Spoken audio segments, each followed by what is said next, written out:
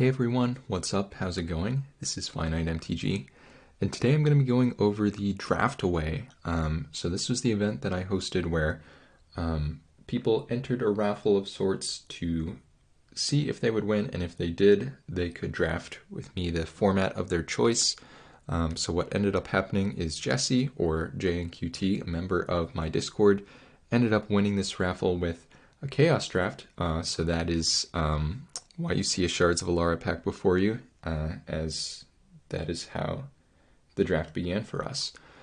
So jnqt did draft this seat with me, but unfortunately the stream recording of that failed. Just running too many things at once for my computer to handle it, unfortunately. So I will be able to bring this draft to you all in recap form, which is still hopefully pretty exciting, as this was a great one in real time. Really a pleasure working together with jnqt on this. Alright, so pack 1, pick 1 here. One of the cards that stood out to me immediately was Blood Cultist. This is a very powerful pinger. So 3 mana, 1/1. You can't ping players, but you do ping creatures. And note that this thing grows not just when it deals damage to a creature that kills it, but whenever another creature dies. So Blood Cultist is a very strong card. It is a good multicolored option if that is how we want to start things off. And in terms of the monocolored options, we have Oblivion Ring, a classic, hard to go wrong with this card. Very good removal spell, not too much of a danger of it being killed in this format. It's relatively difficult to disrupt enchantments. And then we also have Careers Capsule, which is a card I like quite a bit in formats like this. Basically a slow divination, but that is absolutely a good deal in a slower Chaos Draft format. So here we did decide to go with the Oblivion Ring, just for the fact that, you know, maybe it's not a stronger card than Blood Cultist, but it is a more castable one, only puts us in one color, and does deal with any non-land permanent, so that's a pretty nice option for us. Alright, pack 1, pick 2. Things started getting tricky here pretty quickly, as we have pretty solid green 2-drop here, Aquastrand Spider, a couple good Azorius cards, and Azorius First Wing and Plumes of Peace. And these are both good reasons to try to go into Azorius after picking up that Oblivion Ring. And we also have the Seal of Fire here.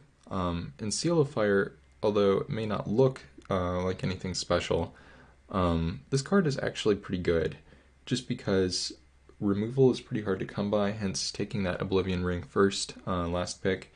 And we don't really want to pigeonhole ourselves into Azorius, only 2 picks into the draft. And although the Spider is a good card, it's just generally better to have nice interaction like this. So we did end up taking the Seal of Fire from this pack, and moving on from there.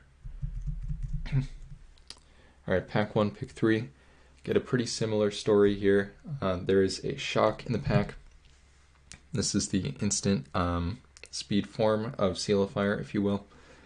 And last time I saw an Aether Revolt pack in a Chaos Draft, I believe I made the same, I had the same decision and I made it the opposite way. I think I took Iron Tread Crusher over Shock, and that's the other real contender from this pack in my opinion. Just 4 mana for a card that can make your deck pretty much no matter what. The crew cost is not too steep, and you really do get a very solid body if you're able to crew this card. So the Crusher is definitely a good option, but after picking up the Seal of Fire, it feels wrong to pass the Shock. Seems like at that point red is fairly clearly open and it's time to move in. Alright, pack 1, pick 4. Get a nice 10th edition pack here. Not too many cards that are playable or exciting, at least, but we do find a Bloodrock Cyclops here, which is going to be better than something like a Rootwater Commando or an Inaba Bodyguard for us. And of course, in the world where we take the Iron Tread Crusher, this card works really nicely with that. You can even crew the Crusher to prevent the Cyclops from suicide attacking. But yeah, the Cyclops is a pretty reasonable body. We already have a couple good red cards, so it seems like we are on our way to having a good red deck here. Maybe a Boros deck? We'll see. Alright, well, pack 1, pick 5, we have an original Ravnica pack, and not too many playables in this one, unfortunately. I think probably the best card in the pack is just this Golgari Rotworm, 5 mana 5/4 with a sacrifice ability. The other cards in this pack don't do too much. So after taking 3 good red cards in a row, we actually decided to take Reroute here, thinking that the only real contender is the Rotworm, and this card could make a very powerful sideboard option for us, and if nothing else, it's good red signaling to take this card out of the pack. Alright, pack 1, pick 6. So we see lots of gold cards here because this is an Alara Reborn pack, and we're looking for red gold cards. We see a couple. Naya Hushblade, which is not a super powerful one. Singe Mind Ogre, which doesn't really do too much either. Also not a fan of Mage Slayer, these cards that have all this extra text that amounts to dealing a player some amount of damage, probably not a ton. But Gorger Worm is a kind of card I'm into. Same with jnqt. So this card, just 5 mana 5/5. Sometimes you'll be able to devour things, like, again, maybe that Cyclops has a chump attack coming up. But for the most part, this card is just solidly statted. You can't say that about too many other cards in this pack that could feasibly end up in our red deck. Alright, pack 1, pick 7. So we have an interesting one here. One of our options is this Ogre Gatecrasher. And Hill Giants, while not exciting, are definitely playable cards. This is something that could be, again, potentially good out of the sideboard. It's not very often you're going to be able to blow up something with Defender, but if you do, it feels pretty good. Just gotta watch out because it's not a May. Build your deck carefully. Thrive is another reasonable option for us at this point. We did just pick up a Gruul card, so Thrive is a fine way of distributing power and toughness over your creatures. But here we decided to go with Karam. So we haven't seen a white card that was really appealing to us for a while, but this card can be a really good trick. It's a little difficult on the floor is because it's not very easy to cycle a lot of effects like this. You can cycle pretty much whenever you want to. This one you still need 2 creatures in play to be able to cycle it, but this card is very good against pingers like that Blood Cultist that we saw in pack 1, pick 1. And generally it's just going to be pretty reasonable and strong card in the right situation. Alright, pack 1, pick 8. Well, we do see a solidly statted red card for us here in the Wild Worm. 4 mana 5/4. Problem is, it doesn't necessarily cost 4 mana. It might actually cost infinite mana. If you just lose every flip, then this card is not something you can count on resolving, which is pretty annoying. Whereas something like Advanced Scout, well, 2 mana 1/1 first strike is not the most exciting, but the ability to give anything first strike is a pretty powerful effect. Again, this card is all about threat of activation, so just being able to set up a huge multi-block on something if you have a few activations of this available could be pretty powerful, and can also allow you to get in some points through attacking where you might not be able to otherwise. Alright, pack 1, pick 9. At this point we are thinking we're going to end up either in Boros or in Gruul, and not really sure which one yet, but we do find an Obelisk of Jund here on the wheel. And this card is powerful because if we want to splash black in our Gruul deck, it allows us to do that. If we want to end up splashing green, perhaps, then that's another option. The rare is still in the pack, Cunning Lethomancer. Not something we're super interested in, especially compared to this Obelisk, which, apart from Swerve, I think is the best card in the pack. Alright, pack 1, pick 10 here. So here, not too much going on for us. We have Utvara Scalper, which is a very underwhelming red body, and Whiptail Moloch, which is a much stronger red body, but it's very hard to not have this card turn into a card disadvantage. So here we just decided to go with this Vigian Graft Mage. Not a super exciting card by any means, but a more playable one than the other creatures in the pack, and hopefully something that we're taking away from the other players at the table, if nothing else. Alright, pack 1, pick 11 here. We actually managed to find a pretty reasonable wheel here in Destructive Tampering. So this card is a nice falter or shatter effect, depending on which mode you want. And a little overcosted. This card was something you could main deck back in its original format, but I believe this is a sideboard card nowadays. There just aren't so many artifacts running around in Chaos Draft that you can really rely on that mode. And speaking of shatter effects here, pack 1, pick 12, we pick up a Smash, so this is going to be a much better sideboard option if we do find ourselves against a lot of artifacts. And here, pack 1, pick 13, I think we just take this Sundering Vitae. Pretty reasonable card, whereas this Barbarian Rift Cutter is really not going to cut it for us. Pack 1, pick 14, we find a Naya Hushblade. This card is only going to be castable for us if we end up in Gruul. But 2 mana 2/1 that's difficult to cast is actually not the worst card you could end up with in Chaos Draft. You just sometimes need to fill out the lower end of the curve. And remember, if we do end up Gruul, we do have that 5 mana 5/5, so this could potentially be a 3/2 Shroud. And last pick here, we get a Slithering Shade. Alright, pack 2, pick 1. Last card down here is a Sure Strike. Get a very powerful rare in this pack in the Connive Concoct. And this is just one of the ultimate feel-bads after a start like ours. We know we're playing red. We could be Boros, we could be Gruul, and we find this very, very powerful blue-black hybrid card. Just really not a fun choice for us because, I mean, either we're taking this and giving up on multiple cards that we saw in pack 1, or we are passing this card, which also just feels horrible. There's also a Price of Fame, which is a very powerful black removal spell. And for what we currently have on the table, Luminous Bonds is a pretty reasonable choice. There's also Direct Current. Luminous Bonds is nice in that it answers creatures of any size. Right now we just have a bunch of shocks, which means, you know, the larger creatures are going to be difficult for us. But Direct Current is really nice value. 3 mana for 2 damage at sorcery speed is a pretty terrible deal, but the fact that you get a jump start makes this card a lot closer to Firebolt than you might expect. There's also like a Boros Guildgate in the pack, but that's not something we're willing to consider.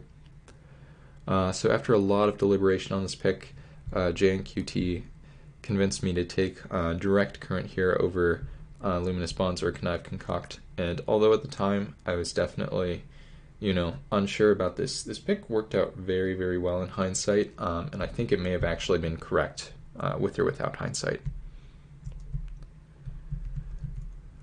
Alright, pack 2, pick 2.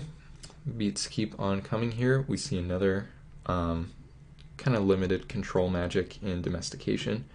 So this card does let you steal creatures, but they have to be relatively small. And unfortunately, Goblin Arsonist is not a very appealing red option, which means we don't really have a reason not to take the Domestication. So even though we just passed that Connive Concoct, even though it looks like we're committed to red, specifically Boros or Gruul, it's time to draft this Domestication. This card is very strong, it's not competing with anything, and you know, if blue is going to be open, like, it's one thing passing the Connive Concoct, pack 2, pick 1, it's another thing getting a very strong blue card like this passed to you and continuing to pass it. Alright. So speaking of very strong blue cards, we do have some good white cards in the pack here, Windborn Muse and White Knight, so it looks like Boros would be a viable option for us.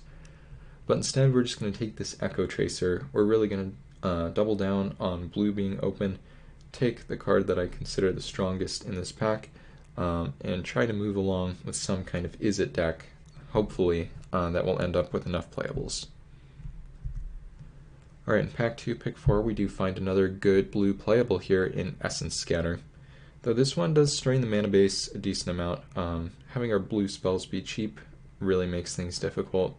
And it's true that the first blue spell we drafted here was double blue, but still, we're looking for creatures. We actually don't have very many of those at this point. And Pitchburn Devils is a solid 2-for-1 creature.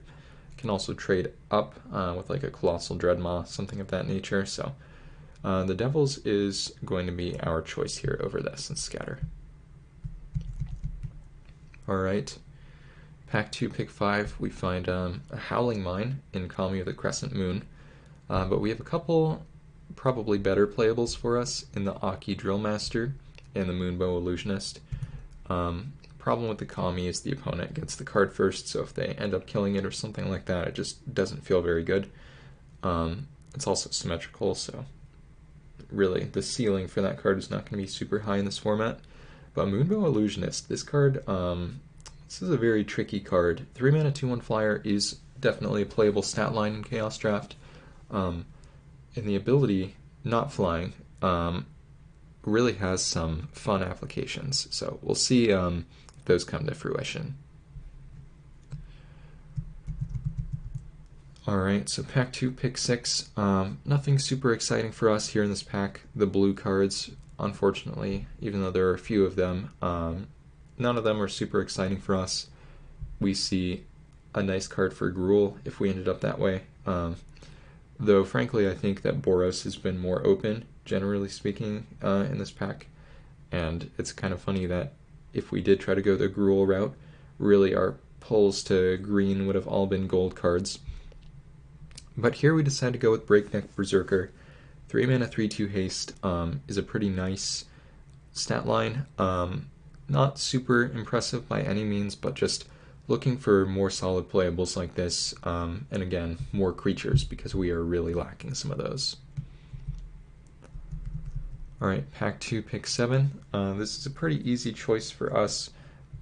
Maybe the best card in the pack is this Sanctified Charge, but you know, that's not really on the table for us anymore. Instead, we get a Crowd's Favor. Cards like this can be really fun, I think, if you're able to convoke them specifically, because then, you know, the 0 mana combat tricks in Chaos Draft, no one really sees those coming. You know, sure, maybe someone might think of Mutagenic Growth, but something like Crowd's Favor can sometimes get you out of spots that Mutagenic Growth couldn't. So it's a fun one to pick up here, see if we can surprise anyone with it. Alright, pack 2, pick 8. We get a Barrage of Boulders for the sideboard if we'd like it, or a Crippling Chill here for the main. And although this card is not anything super exciting for us, we already have a ton of spells. Again, we're looking for creatures, and it's a blue card, but not a great one. It is still a solid playable. It's going to be hard to pass something like this. Good main deck equity as opposed to something like Barrage, which shouldn't be mained in my opinion. Alright, pack 2, pick 9. We do find a Goblin Electromancer here, which is pretty much perfect for what we're doing. It's a blue-red creature, so not every deck can cast it, which explains how it wield. And at this point I was just saying too that blue and red don't have bears in the older sets in Chaos, because red creatures were supposed to be statted worse, so you get like your Goblin Pikers, or you get 2 mana 2/2 that must attack. And blue, pretty much the same story, you just don't get really solidly statted blue creatures, so somehow we managed to find a blue and red 2-drop that is solidly statted. And that ability is pretty relevant for us too. We have a number of instants and sorceries, and getting them to cost less could easily be relevant. So really great pickup for us there. Pack 2, pick 10, we get a Fleeting Distraction. So unlike the Karam, this card can cycle much more easily, and this card is still a blowout in the right situation. And if nothing else, maybe it's just like gain a life, draw a card for 1 mana. So not a horrible card by any means. And then pack 2, pick 11. We actually tanked here for quite a while, just looking at these two kind of mediocre red creatures. We have Goblin Clearcutter, and we have Bloodstoke Howler.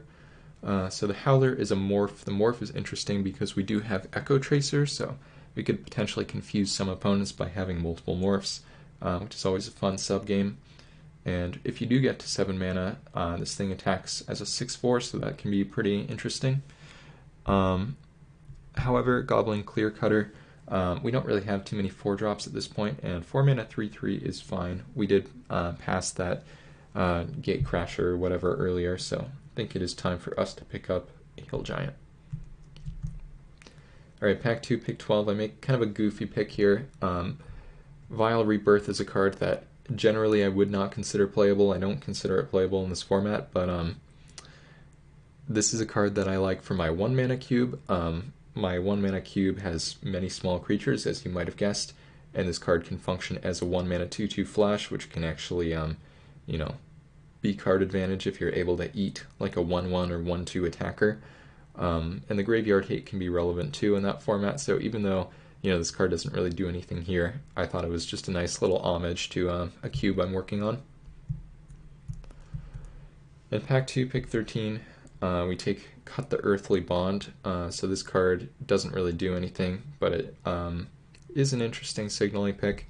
Wanted to take Death of a Thousand Stings as a tribute to Jakob, who had a really cool line of thought for drafting this card in a Chaos draft previously, and I think that I will put that video in the end screen for this draft if you guys haven't seen it, because it's definitely worth watching. It's the Chaos Draft Pro Tour, where he ends up in the finals against Arne Huschenbeth, so spoiler there. And then pack 2, pick 14. Here we just take a Sculptor of Winter as a playable 2-drop over Search for Glory, which doesn't really do anything. And pack 2, pick 15, we get a Mountain. Alright, so pack 3, pick 1 here, we get a super powerful master set in Double Masters. We have Sunforger in the pack, which is a very strong pull into Boros. Really a shame that we did not decide to go that route, because we would have gotten some nice cards for it. There's also an Angel of the Dawn if we went that way. Multiple very strong black removal spells in Unlicensed Disintegration and Cast Down. Sickle Slicer is another very good card in this pack. Fortunately, there is one good card for us in the Brimstone Volley, and we did decide to go with it here. Having a floor of Open Fire and, I don't know, a ceiling of Thunderous Wrath, I guess. This card is very powerful in the right situation, and 5 damage is really quite a lot for 3 mana. Alright, pack 3, pick 2. Initially I was interested in this Vanquisher's Banner, just trying to see if we have enough shared types to draw multiple cards off of this thing, but unfortunately we don't really at this point, though there is a Fiery Cannonade in the pack. And although this card is very risky, we do have a lot of smaller creatures, as every deck does in this format. The ceiling of this card can be really, really insane. Especially if the opponent hasn't already seen it, they're not going to play around it. You can kill a bunch of small creatures with this card, and it's just going to be, again, the highest ceiling option for us in the pack. Alright, pack 3, pick 3, we have another very painful one here. Even if we did end up Boros, there's really nothing too exciting for us, because the best cards in the pack, I think, are green. You have Nessian Game Warden, very strong card. You also have Golden Hind, another very good one. Brain Maggot, of course, is a powerful one as well, though not a great top deck. And for us, I mean, we just have some medium blue spells that don't really do anything cost efficient. So here we end up going with this Pensive Minotaur. We just took a card that deals 2 damage to everything, the Pirate Chasm, if you will. So Pensive Minotaur is a card that can survive that, and potentially, that's something worth main decking for us at this point. Alright, well, pack 3, pick 4, speaking of surviving that Pirate Chasm, we have a Sigiled Starfish here. This card is super powerful in slower formats. The ability to block while making your draws more relevant every turn is just amazing, really hard to overrate. And although there's a Fiery Impulse in the pack, for me this wasn't a very close pick. We already have a lot of shocks, which was kind of my argument against that direct current too. And this one can't damage players, so that's another strike against it, as we'll see here in the matches. And the Starfish really just does something that we don't have any similar effect to. We passed a Goblin Rummager before, and this is our, I don't know, kind of compensation for that. Alright, pack 3, pick 5. There's another interesting decision here. We get a Pyrite Spellbomb. This card is going to be better than the shocks that we've seen for the most part, as the ability to cycle or deal 2 damage to any target can be pretty strong. That said, we are pretty low on creatures, and Rapacious Dragon is a very strong creature, 5 mana, 3/3 flyer. but it also fixes our mana, for instance, for that domestication, which is double blue. Allows us to cast some maybe expensive spells or just spend a lot of mana in one turn. So the dragon is a really nice choice for us here over the spell bomb. Alright, pack 3, pick 6. Not too much to say about this one. The only card in our colors is that Borderland Marauder, and it is a pretty good one. We are looking for 2 drops, and this thing attacks very well. Alright, pack 3, pick 7. So this is a tough one for us. We're not really seeing anything too exciting. Gruul Locket and Guildgate are not so much on the table for us. We're not going to be splashing that 5 mana 5/5. Though it is an option if we wanted to try to scrape by to playables. We did take that Obelisk earlier, so maybe. But more interesting for us is just this Quench. And this card is very, I don't know, dubious in this format, because even though it's a nice interactive card, it's cheap, people aren't going to see it coming or play around it necessarily. This is really a slower format, and that means that cards like Quench will be dead, or at least not very exciting draws later in the game. So taking Quench here as just another early way to interact, potentially not something that makes the main. Alright, and speaking of not making the main here, I mean, there's just not an exciting card for us in this pack. Paradise Mantle, I guess this card sees Fringe constructed play. Spark Elemental, we're not nearly aggressive enough for this. Battered Golem, I guess this can be a combo card in the right situation, but that's not how things are looking for us. So I think here we just took a Krark Clan Ogre, pretty much for signaling, but I mean this pack is just pretty horrendous, as a lot of 5th Dawn packs are, unfortunately. Alright, pack 3, pick 9. So remember, we do have that Obelisk. We could try to splash this Unlicensed Disintegration. This card is quite, you know, very likely worth splashing, but there's just another reasonable option for us in the pack in the Kazul's Toll Collector. It's also a little too late to pick up any more fixing. Our mana is going to be pretty strained as it is, just trying to play a double blue card in our deck that's very heavy red, with double red as well. So the Toll Collector as just 3 mana 3/2 vanilla is, you know, a fine option for us. But what's better than a 3 mana 3/2 vanilla? A 3 mana 4/2 vanilla, of course. So this time we're not going to be taking the Hill Giant out of the pack. There's a Dive Down too, and this card is a nice trick, but we already have plenty of tricks and other good non-creature spells. And Frenzied Raptor is, if nothing else, an upgrade to that Toll Collector. Alright, pack 3, pick 11. We actually get a pretty nice one for us here in this Gluttonous Cyclops. 6 mana 5/4, again, not the best stat line in the world, but if you're able to level it up, I mean, suddenly having an 8/7 can be a very potent threat. And yeah, I mean, there's just nothing else that's playable for us in this pack. Happy to try out the Cyclops. Pack 3, pick 12. We see an Infectious Bloodlust, which doesn't really do anything for us. But we also see a Maritime Guard, and this could be a good sideboard card if we're playing against a very aggressive deck. Alright, pack 3, pick 13. See kind of a black divination stall in the pack here in Metal Spinner's Puzzle Knot, so it's time to hate draft that over the artifact sack outlets. Pack 3, pick 14, we pick up a Waste Knot. Pack 3, pick 15, we get a Rubble Reading. Alright, so this is how we ended up deciding to build the deck. So as you can see, that Toll Collector did not end up making the main. Instead, we are playing strictly better cards in our deck, specifically like 3 mana 4/2 and 3 mana 3/2 haste.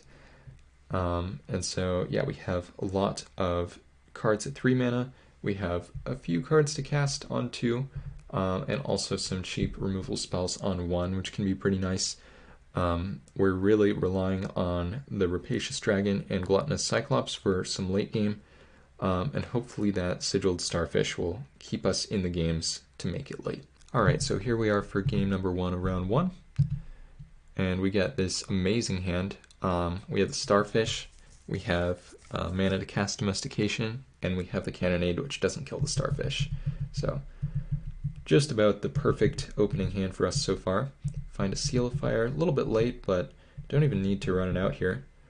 Opponent then goes for a Kuro's Taken. So this one's going to be a little bit annoying versus the Cannonade, as with that regenerate ability, just gets a little harder to time that Cannonade.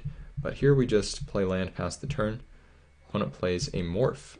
So we could Cannonade right now, could accept this 2-for-1, but it seems like there isn't really a huge reason to do that. So here we get to scry end of turn to inform our decision. We bottom the land, but keep in mind we have this Clear Cutter, the Hill Giant, that can survive the Cannonade anyway, along with that Starfish, and there's a decent chance the opponent just runs out another X1 or X2 here.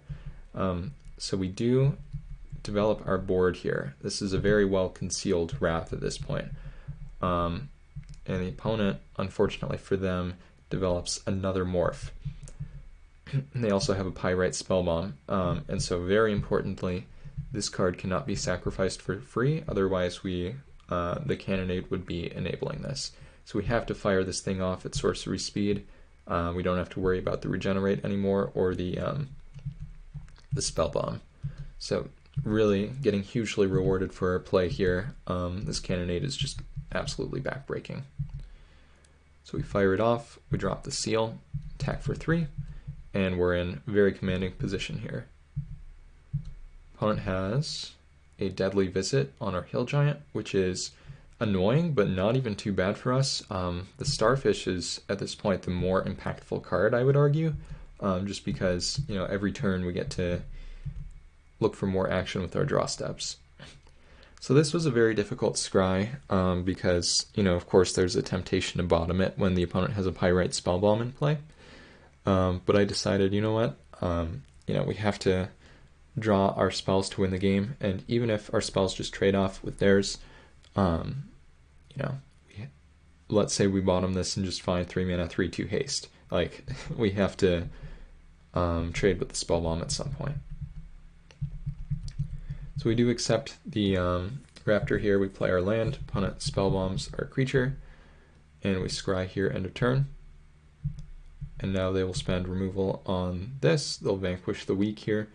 And we find a Gluttonous Cyclops. So very strangely, we would have gotten rewarded for bottoming the 4/2, even though I think it was the correct play to top it.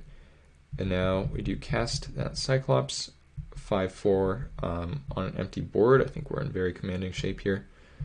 Opponent goes for a Macabre Waltz. And so they get back one of their morphs here, which was Skin Thinner. Skin Thinner, of course, very powerful, annoying card. We'd probably need to Seal of Fire that. And the other one they get back is Kuro's Taken, I believe. But it would have been really cool, I think, if they got back the Shaleskin Plower, because then if they cast a morph here with their 3 open mana, do we Seal of Fire it or not? Because, you know, the idea, of course, is we don't want to Seal of Fire if we know for sure that it's the Shaleskin Plower, but if we think it's the Skin Thinner, then we do want to Seal of Fire. So it could have been a really fun kind of sub-game there if they went for that. But this is fine too. I mean, the Kuro's Taken is another solid and annoying card. They accidentally cast the face-up Skin Thinner, which doesn't really change too much here.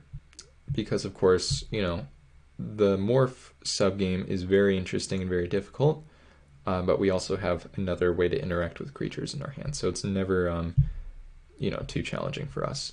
So we have the Gluttonous Cyclops attack, past the turn. We're holding up this Quench, which currently isn't doing too much.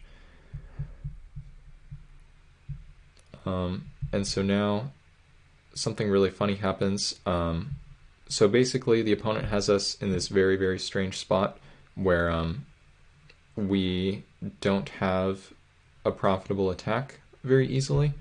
So let's say we attack with the Gluttonous Cyclops, they double block with their 2 creatures, then we can't really get them, right? Because they still have that regenerate shield up if they want to use it, and all they have to do is not act first. If they act first and try to regenerate, then we Seal of Fire this, and then the Cyclops kills the Skin Thinner.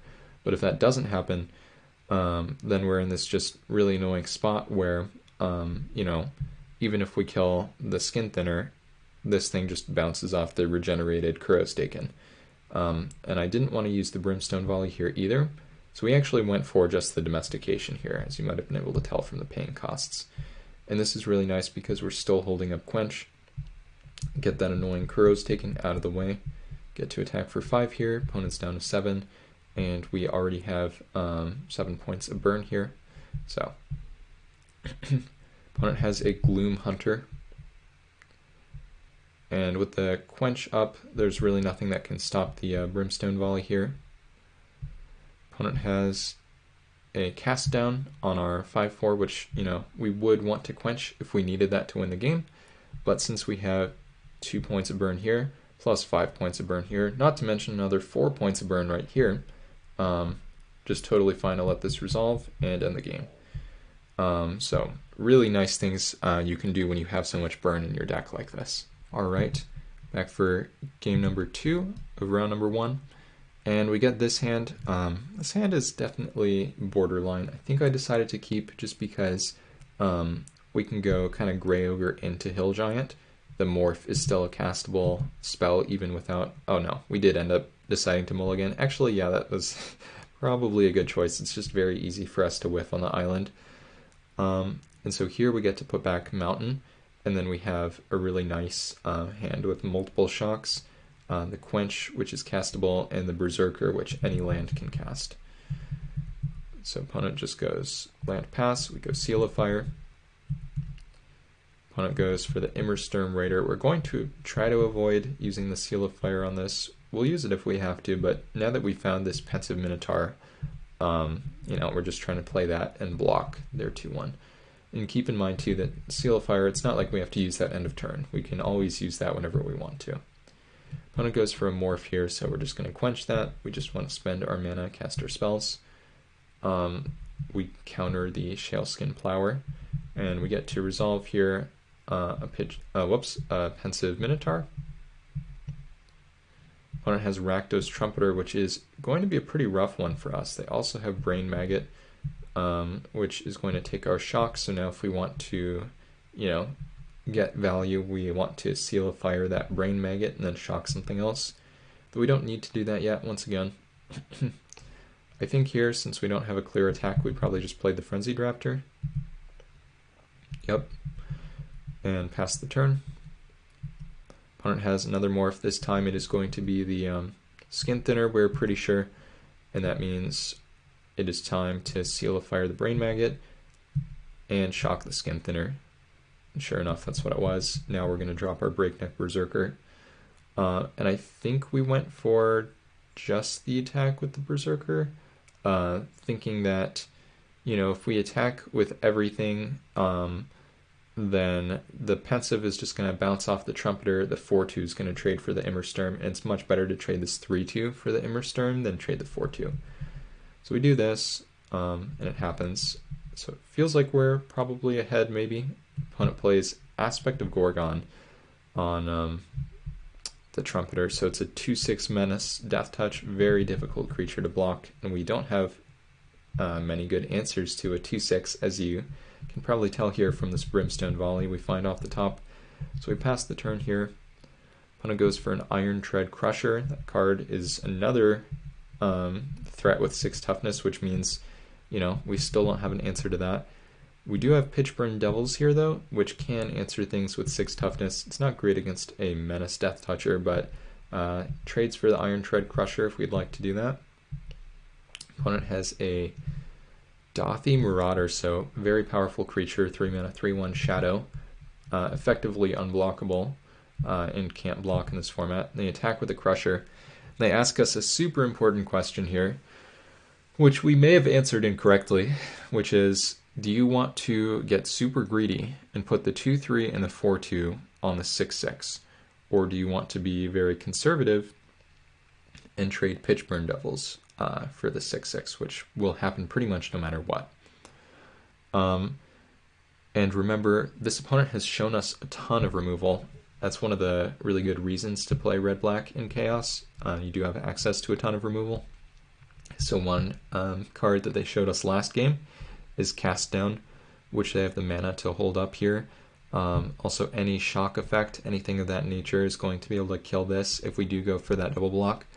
And even though, we do basically straight up lose the game, we end up really hurting because we tried to trade this Pitchburn Devil. So it's interesting to think about whether it's the right play, just accepting that we lose some amount of the time if we are wrong about, playing around this. So here, we just go for the Brimstone Volley on the 3-1 Shadow, past the turn, and the opponent does have a shock. But the way that they played it here, they didn't play it end of our turn. They played it main phase on their turn, which really suggests that they just drew it. So it's a very difficult question for us. Did we make the right play? Because as you can see, they do have plenty of shock effects in their deck. We could easily die if we go for the double block. But now we're in this racing situation versus this really 4/6 Menace Death Touch. This time, like whenever they don't activate, it means something else bad is happening to us. They play a Volshock Sorcerer. I think we only have one X1 in this deck, but the point is, it's still really horrible for us. We're way behind in the race. We're drawing quite a number of lands here. Once again, they don't pump, so there's another card coming down, a Gloom Hunter. So yeah, we are really not in this game. Even if we find the Pirate Clasm, they get to ping our creature, and then, they're left with this thing. So yeah, just continuing to find lands here. Really glad that we bottomed that mountain after mulliganing. But yeah, this game is just over here. Attack us for 6, and we are just dead to the pinger now.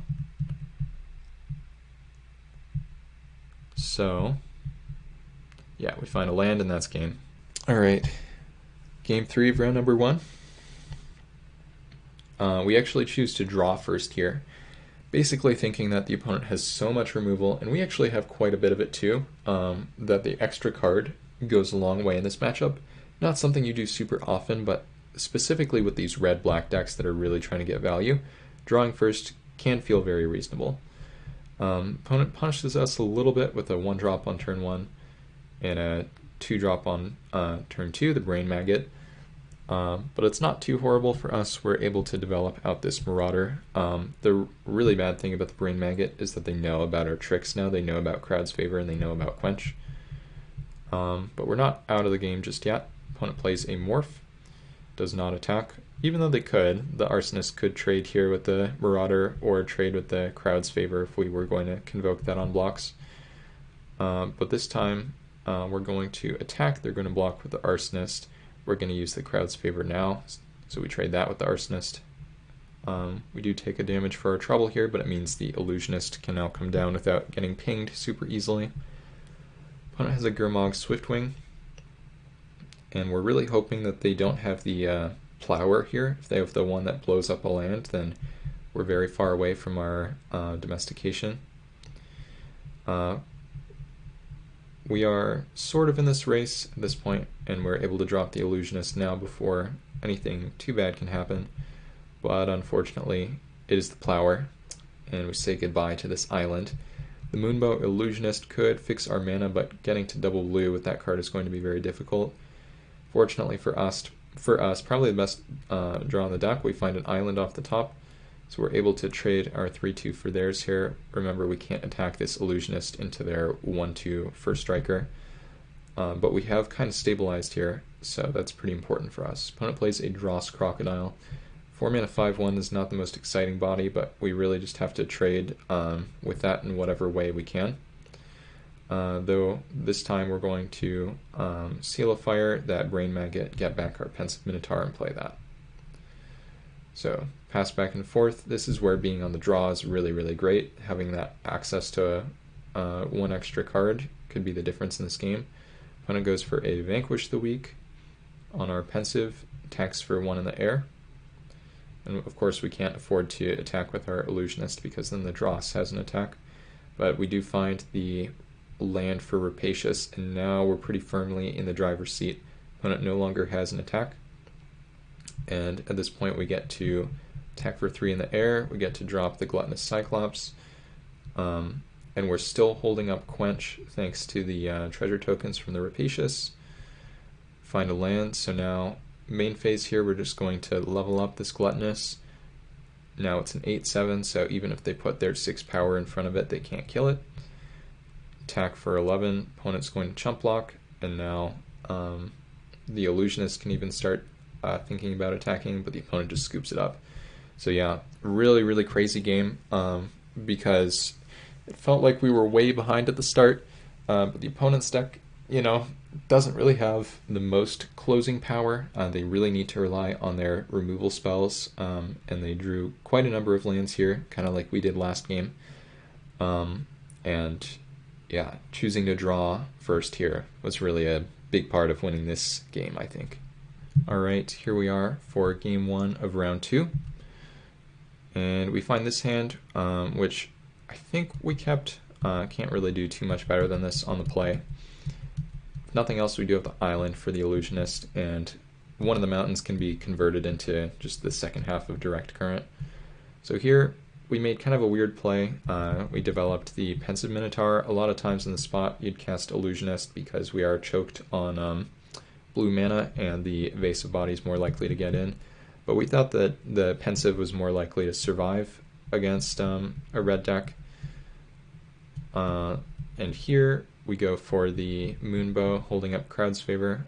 Unfortunately, it gets shocked, but at least that means we're not getting 2 for 1. Opponent goes for an attack. So opponent getting a tiny bit punished here for, just going for this attack after shocking. If they attacked first and we blocked, and then we try to use that Crowd's Favor, then they get to blow us out. And I'm pretty sure the trade is favorable for them. They're 2/2 for our Illusionist. We actually drafted the Illusionist over their 2/2. But now they play a Rummaging Goblin. And I think here we just add 2 creatures, so we play the 3/2 haste, and we play Starfish. We're going to attack for 5 first. 3/2 haste, really just putting in some work here. The body is not amazing, but the haste is pretty relevant in a deck that's really trying to burn people out. So here we did not scry on our upkeep. We have some pretty insane things that are going to happen here thanks to multiple tricks in hand. So really, no matter how the opponent blocks, so long as they don't have, another shock or something, things can only go so poorly for us. It doesn't even matter which trick we put where. Opponent rummages to try to find, some kind of answer. So we're going to eat the Senate Griffin, and we're going to first strike our Berserker, and yeah, just a horrible blowout. And we even get to Direct Current the Rummager, so we basically just swept their board here. Though the opponent isn't out of it by any means. They play a Watchful Giant, which is really good defensive card for us. We have demonstrated that we have a lot of trouble with 6 toughness, but there's also a Crippling Chill on top of our library, so that's very useful. So we scry again here because the Crippling Chill is going to draw us a card. We find this Brimstone Volley, and we play our land. We Crippling Chill the Giant, go for this attack. Opponent chump blocks, and I don't think we fire off the Brimstone Volley just yet, though with the Direct Current in the graveyard we are getting pretty close to having lethal at some point here. Opponent has this Boon Weaver Giant, which pretty annoying that they just have all these chonky creatures. They now have a 7-mana 5/5. We scry, there's a mountain, so we're going to bottom that. And we find a Seal of Fire, and at this point we're actually just set, because let's say we attack with both our creatures, let's say they block our 3/2, well, it's going to die, so Morbid's turned on, opponent takes 2 damage, so they're down to 9, then we can Brimstone Volley them, down to 4, and then we have Seal of Fire in hand, and we have the Direct Current in the graveyard, so the opponent's actually just dead unless they have a way to gain life. Do go for this Brimstone Volley, of course, and we're going to play out the Seal of Fire too. And just hoping the opponent does not have a way to gain life here, because that would be horrible. And we scry. We actually want to just put some garbage into our hand at this point, so we're going to top the mountain. The reason for that is because the Direct Current is going to get rid of our card anyway. So we direct current their face and they scoop. All right, game 2 of round number 2 here. And we have another great hand, access to 3 shocks, 4 if you will, and our starfish, which is pretty much just how we drew it up. Seal Fire turn 1. Opponent has Goblin Tunneler, which is not a card that I find very threatening. It's not something I want to shock if we don't have to. Play the Sigiled Starfish, and the opponent just passes the turn. So we are going to be scrying a lot end of turn here, so we can hold up the ability to block the Tunneler. Opponent has a Looming Altasaur, which, you know, is not going to die to a shock. We have Domestication. Of course, we're going to top that. And just pass the turn here once again. Opponent cheekily targets our Starfish, and they go for the Grasp of the Hieromancer, which is what they fetched up last game with the Boonweaver Giant. So here we go for this Crippling Chill on the Altasaur, basically just trying to gain a little bit of life, cycle a card from our hand. We find a Rapacious Dragon.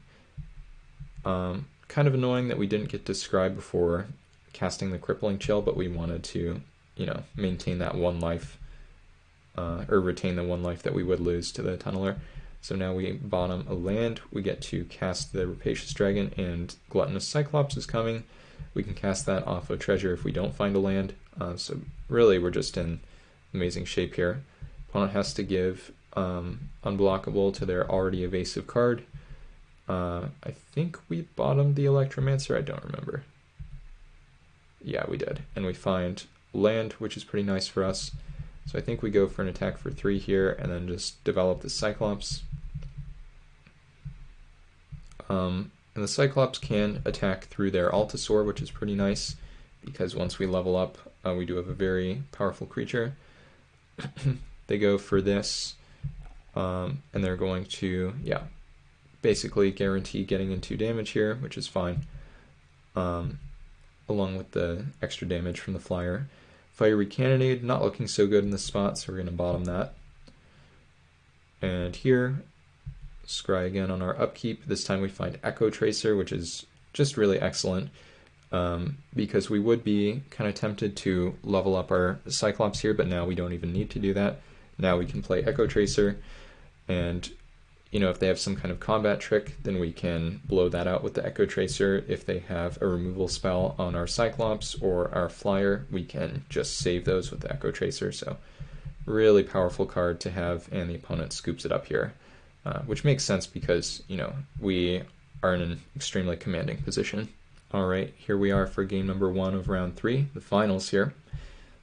And we find a very nice hand, definitely going to be keeping. Opponent leads on Forest and into Dimir Aqueduct, which is a very powerful card, but unfortunately for them, they do have to discard hand size here, so kind of a rough start. We get to play 3 mana 4/2, which is uncontested currently, which is really nice, and we're hoping next turn to be able to go Clear Cutter, holding up the crowd's favor on the 4/2, which should be a very, very sick development. But the opponent here goes for a Read the Bones after playing that Forest out. And unfortunately for them, they're going to be discarding hand size again, and they lose life here. So really in rough shape, just to some mediocre creatures from us. So we do go for the pre-combat Clear Cutter, just like we would have otherwise. And the opponent now has a Hooting Mandrills, but Crowd's Favor is going to allow us to attack through that with either creature. So we're just going to attack here. They are all tapped out. We don't get to Convoke it, but it's still pretty darn good for us. Now we play the Echo Tracer, and really no matter what happens, they should be extremely far behind. They would need like a sweeper or something. They play 4 mana 2/1 draw card, which is a pretty reasonable card for Chaos Draft. But unfortunately, I think we just are able to kill them here, one way or another. Yeah, I think here I tapped for Crippling Chill, leaving up double red, so if we find land for direct current, they just die this turn. Yeah, so we actually just have lethal without that, because, yeah, they block the 2/1 onto the 4/2, we have 5 damage coming through, and we have a Morbid Brimstone Volley to finish them off here. Okay, so here we are back for game 2. This hand is one that we are going to keep, but it is a little sketchy. We have a lot of mountains in the deck, and the Illusionist can fix our mana. We also have a cycle eventually with the Fleeting Distraction, and hopefully we can quench something relevant here too. But so far we're not doing too much. The opponent casts a Witch's Familiar, which we think about quenching, and ultimately decide against it, just looking to counter something more impactful and cycle our distraction right here to try to find a mountain. We unfortunately do not find a mountain, but we do cast Illusionist. Opponent just passes the turn. Now we have a mountain, so we're able to play our Breakneck Berserker. We attack with both. They take the damage, so I guess not too much action from them over there. And now they have Bounce Land into Night Market Aeronaut to get Revolt, which is super sick. And what is our play here? I think we just go for the Brimstone Volley on the Aeronaut and then attack with both, I think. No, we don't actually offer the trade with the Breakneck, even though that will be a reasonable thing to do later to improve the Cannonade for us. And then here we ultimately decide to quench this Warlord after thinking about it for a little while. And now with the mountain, I think here we do decide to trade off. Yeah, so arguably something we should have done last turn, but fine to do it here. And now the ability of the Moonbow Illusionist is going to become relevant, so we can bounce a land we control to make a land the type of our choice, and that actually gets rid of any other abilities it has, which means this Dimir Aqueduct is now going to be a plains for them. White mana is the one color of mana they haven't shown us, and we effectively get to just set them back a mana here, so that's pretty powerful. They're still able to cast this Read the Bones, which is pretty scary for us in this spot. And they have Doomed Necromancer, which is pretty annoying for us too. But fortunately we do find this Domestication. So the Domestication gets this card out of the way. And we have an attack for 2 here. And we are holding up mana to use that ability one more time on that Aqueduct, so might as well. We can still cast our most expensive spell after replaying land, that 6-drop. Opponent goes for a Vanefire Border Post and passes the turn. And now we go for the super sick line spotted by a jnqt of Moonbow Illusionist, target our own land. This is now a swamp, so the Doomed Necromancer, we don't have to worry about this Domestication falling off anymore because we're just going to sacrifice this. We're going to get our Breakneck Berserker back and then attack for 5 with the Seal of Fire in hand. So really amazing finish here. Just super sweet line of plays. Domestication plus Moonbow Illusionist, allowing us to really create some shenanigans here, and just a really great finish for a draft that felt amazing pretty much the whole time. Again, not the most powerful deck by any means, but the burn plan was just super strong. When we were behind on board, we were able to finish out the game that way, and when we were really close to ending the game, even if we weren't quite behind, just made sure that we had the game locked up, when we otherwise might not have. So a thank you once again to jnqt for drafting with me. Really just an awesome experience drafting with you, Jesse. I think we had a lot of fun. I think you improved a lot of my lines for sure. I think we played this one super well, drafted pretty well too, passing that Connive Concoct for the direct current, but pivoting for the Domestication. Really crazy stuff. And yeah, looking forward to maybe doing something like this once again. So with that all out of the way, hope you have enjoyed watching this draft, and there will be more to come in the future. See you next time.